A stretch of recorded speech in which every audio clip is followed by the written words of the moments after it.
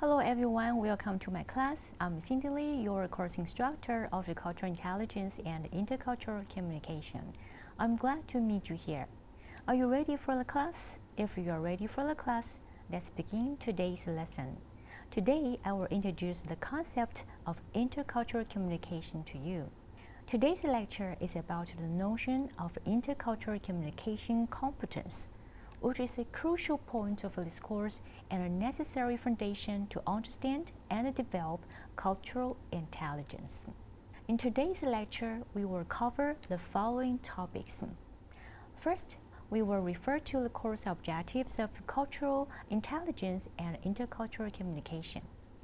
Second, you will begin given time to do a pre-assessment of intercultural competence. Third, we will discuss the abilities needed in the ever-changing world. Here, you will realize the importance of intercultural communication competence. Why do we all need the ability to communicate cross-culturally? You will get the answer in this session. Then, we will discuss the definition of the components of intercultural communication competence. There are 4 components of intercultural communication competence. We will talk about these key components today. At the end of today's lecture, we will conclude and provide you with a checkpoint. Please go over the checkpoints carefully and review the course content after class. Remember, practice makes it perfect. Now, if you are ready, let's move on to the first session of today's lecture, course objectives. Now, let's look at the course objectives. First of all, in the era of globalization and a multicultural society, young people must develop a global vision and learn about world cultures. Many of you would like to travel around the world. Some even wish to study, work, or live in foreign countries. Even those who prefer to work and stay in their home countries may also find that there are more and more opportunities to meet multicultural co-workers now than ever.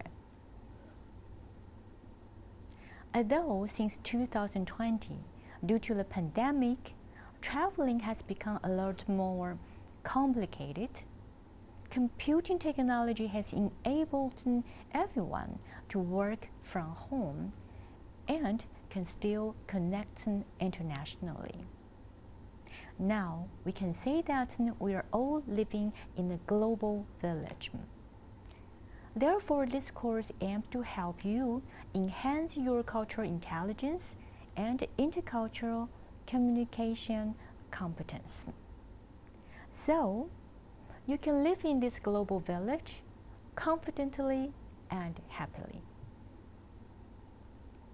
Next, before we move on to today's course content further, I would like you to do a pre-assessment of intercultural competence. This pre-assessment will not affect your grading at all.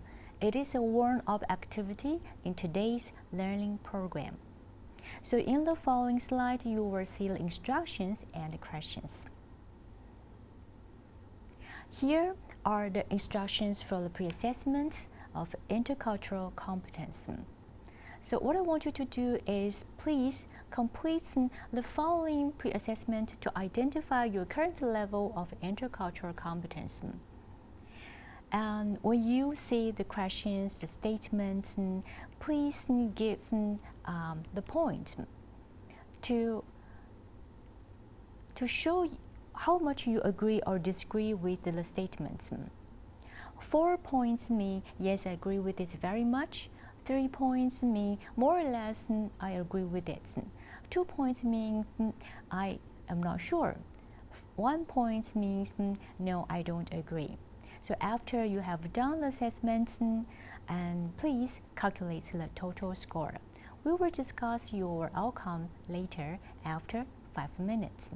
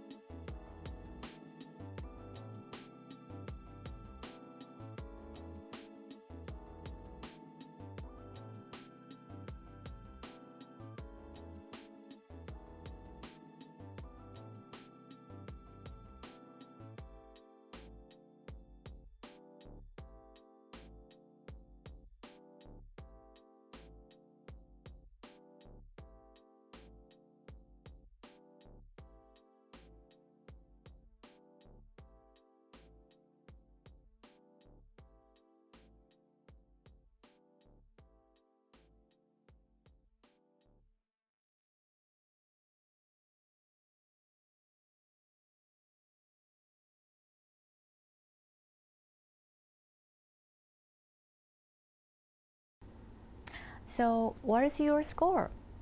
Do you score above 35? If yes, congratulations. Your high score means that you may have a high level of intercultural communication competence. This course will help you increase your intercultural knowledge and sharpen your intercultural communication skills. I believe you will enjoy various cross-cultural notions and skills that you are going to learn from this course. Well, how about if your score is lower than 35? Well, don't worry, it's normal and that's why you're here, right? This course will guide you toward greater self-awareness, confidence, and competence in building practical intercultural communication skills. So I hope you will join us, and I welcome you to join us in this journey of learning. After your pre-assessment, now we are going to discuss the first important topic today. This world keeps changing and changing a lot. We want to ask, what ability does the ever-changing world need?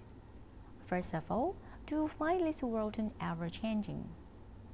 This slide is about the meaning of the ever-changing world and modern reality. There are two crucial phenomena.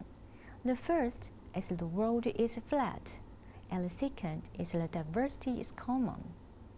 First, you must have heard of a phrase or book called "the world is flat."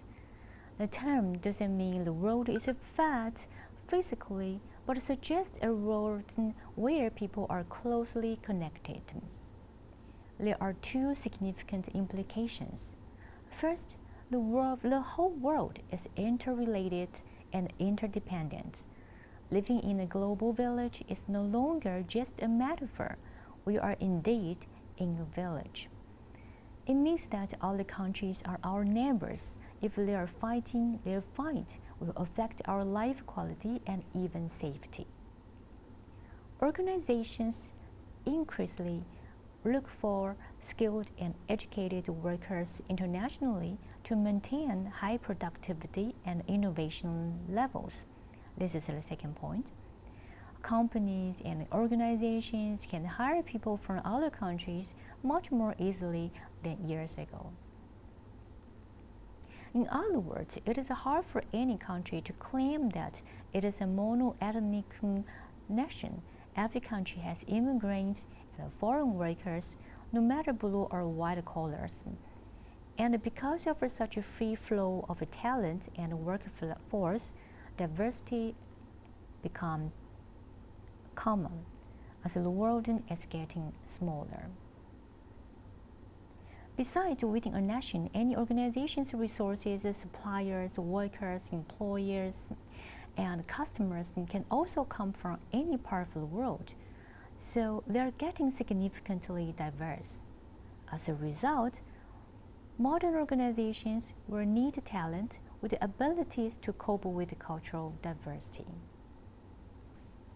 We just mentioned the world is flat. In fact, it is a famous book title. The author, Thomas Friedman, in his book published in 2005, explained why the world became flat. In other words, closely connected. In his argument, there are 10 world flatteners. The flatteners suggest the reasons why the world is getting smaller because they are connected closely. There are 10 flatteners. Let's look at the first one, fall of the Berlin Wall. This historical event indicated an end of communism. It also shifted much of the world from centrally planned economies to democratic, free markets-oriented government. Second, the World Wide Web and the Internet. The Internet created a platform for connectivity, and the web made information sharing possible. Third, workflow software. People were able to collaborate while working remotely. Users were able to design, display, manage, and collaborate on projects and share data that was done handled manually and locally. And we have seen how it worked perfectly during pandemic in the past 3 years. 4. Uploading. It means that people can co-edit or have free access to community developed software. 5. Outsourcing. Specific functions or tasks performed in-house, such as text preparation, research, and call center operations, are now performed by another company at a lower cost. 6. Offshoring. Differing from outsourcing, offshoring moves entire operation, factory, and function to a completely different location. All things are equal except for labor cost, lower taxes, and subsidized energy. The combined savings create a lower cost product. 7th, supply chain. Collaboration among suppliers, retailers, and customers to create value during the production and distribution of products. Supply chain methodologies also forces the adoption of common industrial standards. 8th, insourcing. Small and mid-sized companies are able to provide services to large supply chains without prohibitive expense. 9th, informing. There's universal access to knowledge, information, and research. Anyone with an internet connection can access knowledge from the world's libraries. 10. Wireless connectivity. Wireless access created a mobile society, so work was no longer tied to a hardwired connection. All content could now be digitalized, shared remotely, and reshaped. With these 10 flatteners, or we say they are the reasons, they are the reasons which drive the smaller world. The world keeps getting connected, and that's why we feel that the world is smaller and smaller. We can connect with our co-workers, friends, or family members far away much more easily than before. It also means that different cultures can come to us in a much easier way than before. So now we know that the world is ever changing. The world is flat, the world is small, and why it has become flat. So now we know that people are closely connected. So we know that the cultural diversity is common. Living with the people who are similar to us is always easy and comfortable. But living and working with the people who are different is another thing. So, how should we survive in such a world successfully and happily? We will need an answer. The famous biologist Charles Darwin once said, "Survival of the fittest." Those who can survive are not the strongest, but the fittest. What does it mean? It means that those who are best adapted to or adjusted to their environment. So here I would like to use this idea as a metaphor. If cultural diversity is a modern reality, those who can adapt to multiculturality will have the best survival ability. So here, that's interpreted as intercultural communication competence, the ability to communicate cross-culturally. If you have the ability to adapt to different cultures, it means that you have the ability to enlarge your comfort zone. So you will have more options when considering a job opportunity or in a living place. The more people you are able to communicate and work with, of course, the better outcomes you will enjoy at work as well as in your everyday life. So in brief, intercultural communication competence and ability of adaptation are what you will need to survive in this ever-changing world. Indeed, intercultural communication competence is now a critical requirement for modern organizations and individuals. First, for organizations, it suggests that organizations need to develop new proactive strategies that will enable them to compete in global markets. Next, individuals need to seek to develop the skills that will prepare them to interact with and work alongside individuals from different cultural backgrounds and perspectives. For example, not only companies but also universities nowadays have to compete in the global market proactively. As a low birth rate in Taiwan, if a university does not attract international students, it will be hard to maintain operation eventually. So that's why we see more and more foreign students on campus if there was no pandemic. So when you have foreign classmates, you will need to learn how to work alongside students from different cultural backgrounds, right? This is happening to Taiwanese universities and most good universities worldwide. Therefore, you can imagine when you begin to work, you will find any good company is like this too. They want to attract the most suitable talent to work for them, and they search for suitable candidates internationally. If you would like to compete internationally, working in those good companies, of course, you will need to know how to communicate and work with the people of a different cultural background. And that ability, we call it an intercultural communication competence.